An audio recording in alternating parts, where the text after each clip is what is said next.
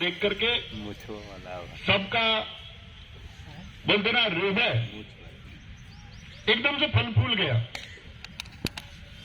पिछला एग्जाम हुआ, कुछ एग्जामों में ऐसा हुआ कि बच्चों को अपना जो साहस है, जो प्रतिभा है, वो दिखाने तक को मौका नहीं मिला।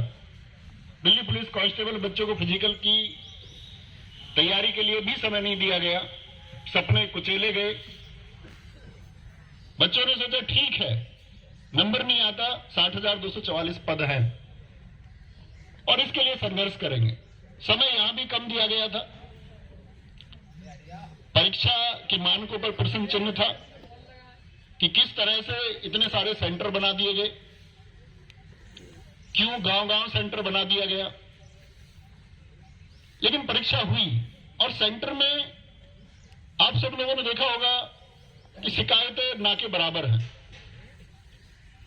लेकिन अगर इतनी चाक चौबंद व्यवस्था के बाद भी पेपर उस एक पिछली पंक्ति में बैठे हुए उस व्यक्ति तक भी पहुंच जाता है जिसका परीक्षा से कोई सरोकार नहीं है, तो धिक्कार है ऐसी व्यवस्था पर।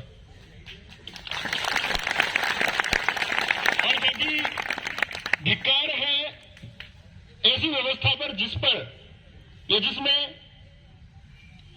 इन करोड़ों सपनों को कुचला जाता है। करोड़ों सपने कहने से मेरा मतलब यह है कि निम्न वर्ग में एक नौकरी वरदान होती है और निम्न वर्ग के जितने भी सदस्य हो उन सबकी आस जुड़ी हुई होती है कि एक नौकरी पाएंगे तो घर की जिम्मेदारी, बहन की शादी हो, पिता का कर्जा हो, अपने आगे आने वाले भविष्य का सवाल हो, वो सब निर्मित होंगे और हम कुछ अच्छा करके जाएंगे। बहुत अथक परिश्रम करने के बाद भी ऐसे साथी जो 120, 125 क्वेश्चन तक पहुंच रहे हैं, जिन्होंने वर्षों तक निरंतर मेहनत की है, घंटों मेहनत की है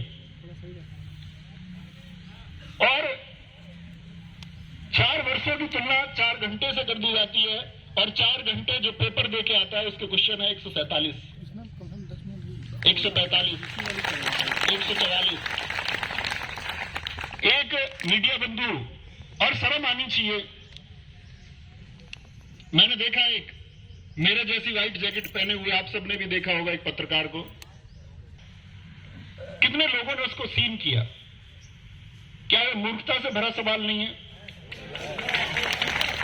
क्या यह मूर्खता से भरा सवाल नहीं है? Yes sir. इस बात की क्या गारंटी है, ऐसा कौन सा उपकरण है इस आईटी सेल के पास जो ये बता दे कि ये जो प्रश्न पत्र है सीन होने के बाद कितनी जगह शेयर किया गया है? इस बात की कोई गारंटी नहीं है, ना ऐसा कोई माध्यम है कि कितनी जगह शेयर हुआ। क्या वह लाखों छात्रों तक शेयर नहीं किया गया?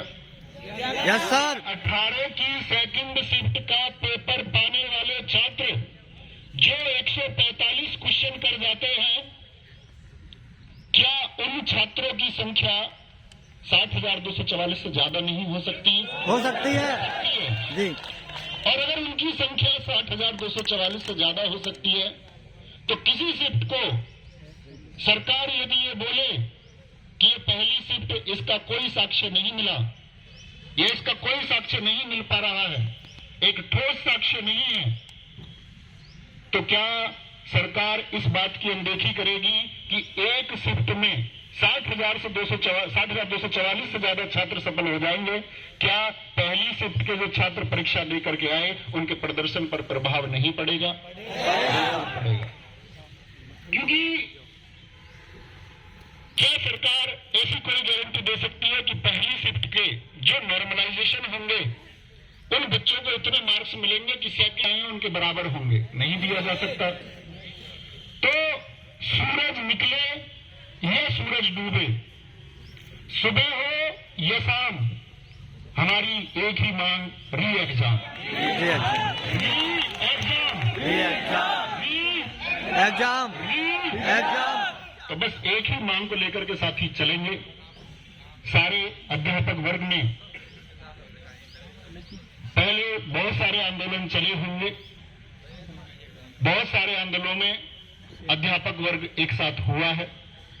इस बार भी आप देख पा रहे हैं। इस शायद बहुत सारी चीजें गोपनीय होती है, आप सब लोग एक राय बनाते हैं उस गोपनीयता को लेकर के जिसके बारे में आपको कोई वास्तविकता नहीं होती, लेकिन आपकी उस राय का स्वागत है क्योंकि आपका एक दुख है, आपका एक दर्द है, और एक दुख और दर्द के लिए छात्र एक नेतृत्व चाहते हैं। भैया हम चारों के लिए देते हैं। और इस पूरे अध्यापक वर्ग का मैं फिर से आभार करूंगा विवेक सर का। उन्होंने अपनी जान जोखिम में रख के इस मांग को आपके लिए उठाया है।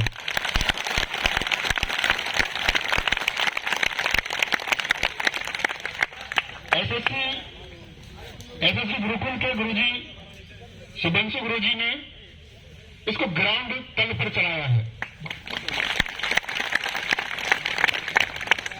मारूफ सर सुपर क्लाइमैक्स एकेडमी इसके लिए जितने छात्रों को जोड़ने का प्रयास कर रहे हैं उनकी मेहनत आज आप लोग देखेंगे कि उनकी मेहनत से यहां कितने छात्र जुड़ते हैं।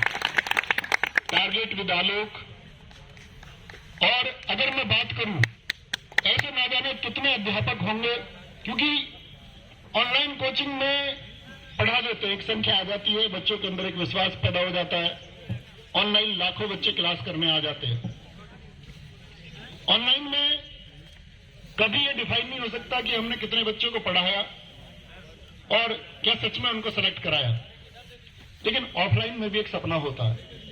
ऑफलाइन में यदि किसी के पास 50 बच्चे भी बैठे हुए हैं तो उसका भविष्य इस एक बात पर निर्भर करता है कि मैं कल अपनी कोचिंग से 2-4 बच्चे सेलेक्ट करवा पाया तो मेरे आगे के भविष्य के लिए मुझे बच्चे पढ़ाने के लिए मिलेंगे।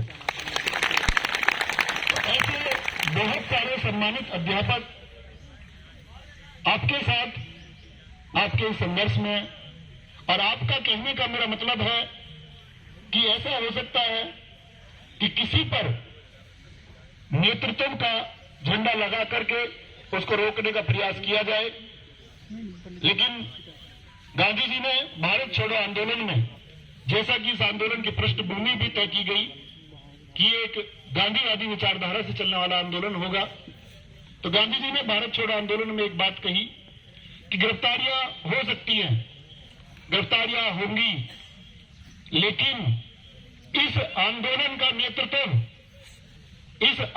का नेतृत्व अगर कोई एक बच्चा भी शेष रह जाए तो वो इसका नेतृत्व करेगा। हर एक छात्र के पास इसका नेतृत्व है, किसी भी झूठे आश्वासन में नहीं आना है। मैं फिर से कहूंगा, एक ही मांग,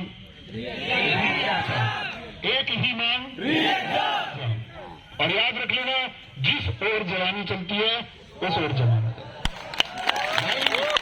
जवान लोगों बस अपनी मांग के लिए झुक मत जाना, अगर मांग के लिए झुक गए तो शायद इस जवानी पर बाद में शर्म करना पड़े। शायद बहुत सारे लोग या नहीं पहुंच रहे होंगे, उनको लगता होगा कि मैं नहीं पहुंचूंगा तो कोई और पहुंच जाएगा। तो मेरे दोस्त, तुमको सपने देखने का भी अधिकार नहीं है, और कहते हैं ना कि अपने हक के लिए लड़ना है, अपने हक के लिए लड़ना होगा, और अगर हक के लिए नहीं लड़ सकते तो समस्त छात्र और अध्यापक इस कलम को तोड़ दो, और अगर इस अत्याचार के खिलाफ नहीं लड़ सकते तो फिर जीना छोड़ दो। चाहूंगा 1 मिनट हमें जो मैं बात मैं करना चाह रहा हूँ, सुन लीजिए।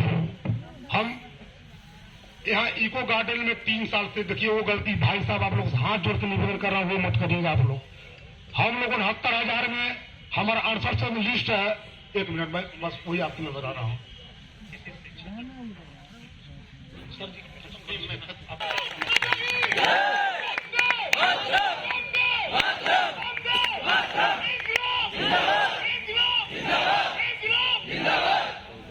विवेक सर, मैं आमंत्रित करूंगा, तब तक आप बच्चों को बात करें, आह्वान करें और अपनी बातें रखें। तब तक मैं आगे लिस्ट तैयार कर लेता हूं। सभी लोगों से सबसे पहले तो साइड में जो खड़े हैं और जो पीछे साथी खड़े हैं, देखो अगर हम लोग सभी लोग बैठ जाएंगे तो कितने अच्छे लगेंगे। देखो अगर तुम यहाँ से कुछ लेकर जाना चाहते हो तो सबसे ज्यादा तुम्हारे अंदर होना चाहिए धीरज, धैर्य, मतलब किसी भी चीज को सहने की शक्ति। बैठ जाओ या बहुत देर खड़ा होना पड़ेगा, थक जाओगे। नहीं तुम बैठते क्यों नहीं, तुम्हें लग से रहूं क्या? पीछे आवा